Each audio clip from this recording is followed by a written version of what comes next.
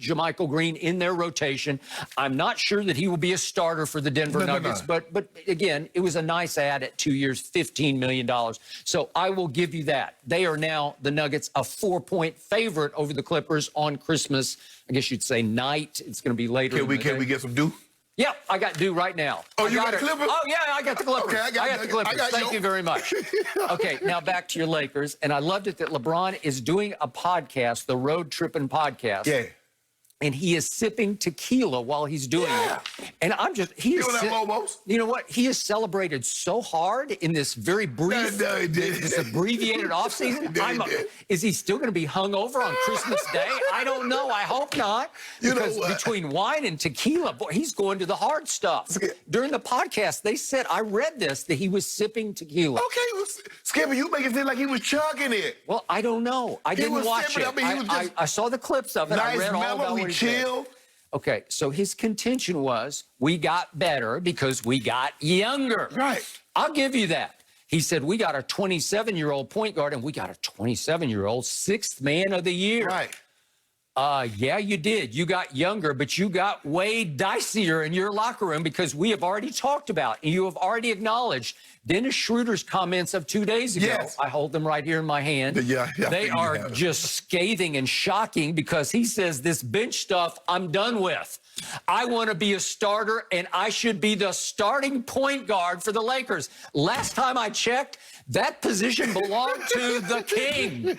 And Dennis Schroeder had the audacity, the nerve, the delusional, just brazenness to just step out there in his opening press conference and say, I want to start, and I want LeBron. I'm going to bring the ball up, and LeBron can play off the ball. You are kidding me. Well, Skip, he might have got hit with one of them old Jake Paul punches on Saturday. That's why he said it. Maybe. Okay, and your alarms went off, right? Did. Yes. Okay, the flag went up in the back of your mind like, whoops, this could be a problem. So that's the first problem. And then guess what, ladies and gentlemen? My Clippers actually let Montrezl Harrell go because he was such a locker room problem. So now you have inherited or embraced our problem. Yes. He was a problem because he was becoming a star. He was on his way to winning Sixth Man of the Year, and he openly and brazenly and maybe delusionally challenged the two new stars of the Clippers, Kawhi and Paul George. There were occasions in the playoffs when Paul George deserved to be challenged. Yeah, absolutely. Maybe not publicly, but if you want to challenge him privately, but I think it got completely out of hand. It got where you could not even invite them to the same room anymore. Skip, I think the problem that Trez had, and you have to understand your place in the pecking order, is that Trez wanted guys to play hard, practice hard all the time. And that wasn't going to be Kawhi and Paul George. And you have to understand, Trez, I can see if that's LeBron and AD questioning whether guys are playing hard, that's one thing. But when you got the two guys that the franchise are tied to, even though you're an up-and-coming player and you were Sixth Man of the Year and you're having an outstanding season, that's not going to go over well. It's not going to go over well. So, addition by subtraction. The Clippers said, we've seen enough. This is more trouble than it's worth. And all of a sudden, the Lakers, the team upstairs at Staples, while the basement team said, we can't take this guy anymore, let's send him upstairs, you embraced our problem. Yeah.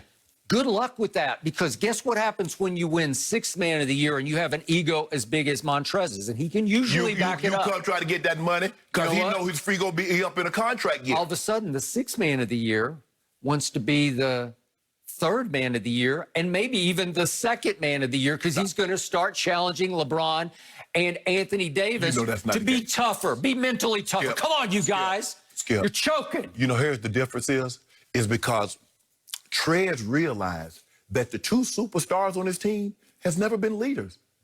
Kawhi Leonard was never a leader. Was he the leader in San Antonio, or was that Tim Duncan, Tony Parker, or Manu? Was he the leader in Toronto, or was that Kyle Lowry? I don't know. I think he did take over. Kyle Lowry was the leader. Kawhi Leonard had never. Skip, if you're the leader, if you're that guy, Kawhi Leonard's leadership style works well if everything is going along the road smoothly. But anytime there is a flat tire, anytime there's a check engine light comes on, he doesn't know what the hell to do because all he says is, I'm going to go play my game. Y'all figure it out. He's not calling a team meeting. He's not going to have a get-together where you bring all the guys together and y'all have a good time and you work it out. That's not him. I'm not saying Kawhi is a great player. Great players doesn't necessarily make great leaders. Great leaders not necessarily always a great player. So two things can be true. And I believe in this situation, they're very true. So to fill the leadership void, the Clippers elevated Ty Lue, who all he did for LeBron was help him, guide him to winning a championship in Cleveland, right? And they also added to the staff two guys I have huge respect for. Larry Drew is now sort of the assistant head coach. He was there in Cleveland. He was there in Cleveland. Ty Lue and Larry Drew really know LeBron inside and out. They know his strengths, and they definitely know his weaknesses. So I love that they're in charge. They're in charge now. And I love it that Chauncey Billups has moved back out of the broadcast booth because he was the Clippers color commentator, back down to the bench chair where he's going to be seated alongside those two.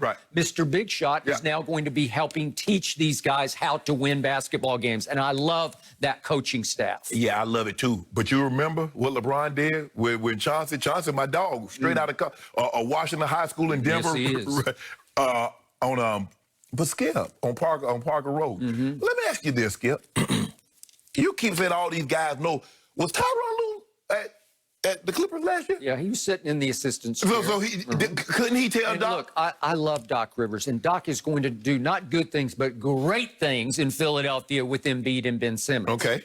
We're going to talk about that in just a moment here on the show. But in the bigger picture, I believe that Doc's voice just rang hollow to this team. I think he got sick and tired of the bubble and of this team, and he was just throwing up his hands saying, you guys figure it out. You're up 15, you're up 19, you're up 12. You guys just do it. Go figure it out. They needed somebody to take over. And that's what Kawhi for. Yep. Okay, well, he was trying to take over. No, I couldn't tell. It's hard to sort of dribble the ball up and then go 1-on-2 and create LeBron do that. LeBron did that for years. Okay. LeBron did that for years before he got AD. Well, but he had AD last year. You had Paul George. Yeah, what have I always called him? George Paul, because he turns into George Paul. But during the regular season, he can defend at the highest level. I couldn't tell. Yeah, I could. Look what my guy did to him. See, this notion, Paul George, and Skip, you and I both know, Kawhi can, on his best defensive day, he can't stop LeBron from getting whatever he wants. Paul George, on his best defensive day, can't stop LeBron James from getting what he wants. You know that, I know that. But let me tell you what happened in the bubble, Skip. You remember that game they had with LeBron James? Well, you remember, what was that, March, right before the shutdown, when Phil Handy called, hey, go, what you want? Him. He refused. He said, yes, he did. Phil Handy knows who the GOAT is. Trust me, that guy, Phil Handy knows it's Michael Jordan. Period, end of story. He would not even utter that kind of blasphemy. Phil Handy said, go, what you want.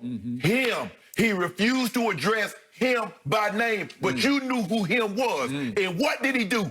Okay, we get down to the bubble, the first game. What did he do to him, Skip? Not only did he hit the game-winning basket, he said, I'm going to D you up, made him get a ball up to Paul George, and locked Paul George up and made him shoot an air ball. That's what my guy can do in year 17. More to come. Stay tuned. Younger and dicier. And so you also kept KCP only because you overpaid him dramatically because he's a Clutch client. So we know Skip, that. Guess what? Clutch clients don't count against the Lakers salary cap. That's the new rule. No, actually it's not. It's called the bird rights. You know what it's called, Skip Bayless. Don't do that. You added Wes Matthews. He's a nice player, but he is not Danny Green. He is not the all-around player. Yes, he is. No, He's better. I'm sorry, he is not better. He has not been in these moments. Danny Green has been in huge moments in San Antonio and Toronto and L.A. And one thing about my man Danny Green, everywhere he goes, great things happen. What did he do in the moment? So you go back. He had one bad moment, but he had a lot of good moments. And by the way, speaking of Dallas versus L.A., it was on November 1st of a year ago. Yeah. I'm watching a game, and I look up, and Danny Green nails a three to win the game at Dallas. It was a huge win for your team. What did you say? Yeah. Oh, LeBron, what are you doing? You gonna dunk it in the game? I thought he was. I know that. I did not know he got away with it. At the last second, it's like, whoops, what am I doing? Skip, he knew what he was doing. Over. I don't did think you, he had did you any see idea. Dwight Howard sit in the back screen? I saw him grab Seth Curry's jersey, and Seth Curry is now a Sixer, and we're going to talk about that in a moment. And speaking of Dwight Howard, I'm glad you brought that up because, wait a second, let me finish on your additions. Marc Gasol, you added Marc Gasol. Yes. Okay, in the playoffs last year, he averaged all of 6 points and 4 rebounds. Right. And he shot 19% from three. Right. And wait a second, the Clippers added Serge Ibaka, who had a career year last year with 15 points. Not a career.